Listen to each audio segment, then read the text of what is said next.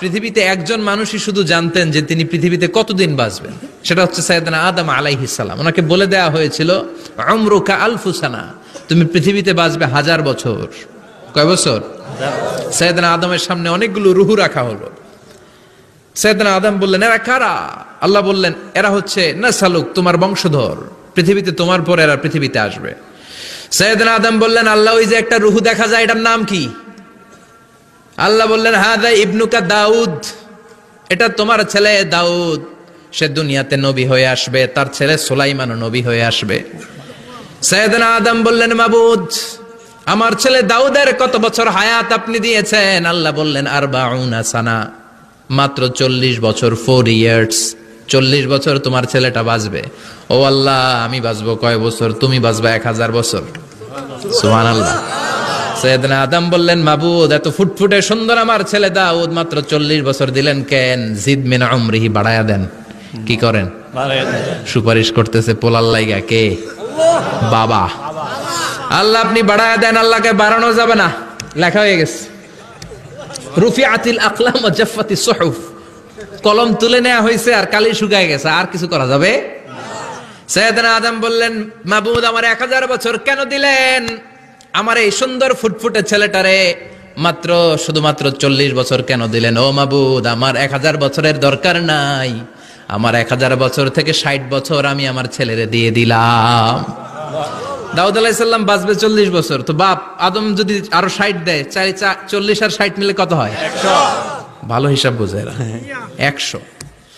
আর আদম আলাইহিস সালাম পেয়েছিলেন 1000 বছর, 60 কমে গেলে রইল কত? 940 বছর পৃথিবীতে থাকার পরে মালাকুল মাউত চলে এসেছে। কারণ এটা on time, the death will come on time, it never late, কখনো দেরি হয় না। আল্লাহ বললেন, লিকুল্লি উম্মাতিন আজালুন ফাইযা জাআ আজালুহুম লা ইস্তাখিরুনা সাআতান ওয়ালা ইস্তাকদিমুন। মৃত্যুর একটা নির্ধারিত সময় আমি বেঁধে দিয়েছি, অন টাইম, অন টাইমেই চলে আসে, 1 সেকেন্ড আগেও আসবে না, 1 সেকেন্ড পরেও আসবে না। 940 বছর বয়সে মালাকুল মাউত এসে হাজির, এসে বলল, জিইতু আন আকবাদা রূহাক, রূহ কবজ করতে আসছি। আদম আলাইহিস সালাম বললেন, রূহ কবজ করতে আসছো মানে? আমি বাঁচবো তো 1000 বছর। কয় বছর? মালাকুল মাউত বললেন, না না, ওই যে আগের কথা স্মরণ করেন, আপনি 60 বছর দিয়ে দিয়েছিলেন। কয় না, আমি দেই নাই, আমি আরো বাঁচুম, আরো 60 বছর পাওনা আছি, আমি দেই নাই। মালাকুল মাউত বললেন, আপনি দিয়েছেন। আদম বলে, দেই নাই। মালাকুল মাউত বলে, আল্লাহ ঘটনা দেখেন, দিয়া কয় দেই নাই। আল্লাহ কয়, থাক, কথা কইস না, আয়া পড়। সুবহানাল্লাহ পড়েন।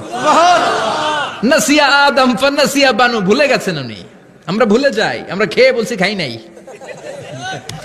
নিছিলাম পকেটে, কয় নেই নাই। এরকম ডাকাইত আছে না নাই? নাসিয়া আদম ফানাসিয়া বানু, বিশ্বনবী বললেন, আদম ভুলেছে তো তার সন্তানরাও ভুলে যায়।